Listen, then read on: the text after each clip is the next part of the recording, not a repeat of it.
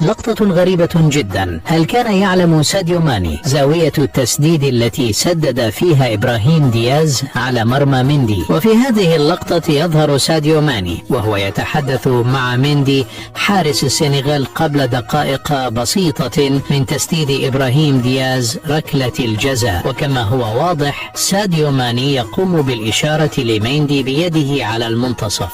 كما هو واضح في هذه اللقطة البطيئة ساديو ماني وكأنه كان يعلم. لاحظ ماذا يفعل، أنه يقول له ستكون في المنتصف بهذه الطريقة بيديه. وفعلا إبراهيم دياز قام بتسديد الكرة في المنتصف بهذه الطريقة الغريبة والعجيبة جدا وضاعت ركلة الجزاء. فهل فعلا كان يعلم ساديو ماني مكان تسديد الكرة وإبراهيم دياز تعمد إضاعة هذه الركلة؟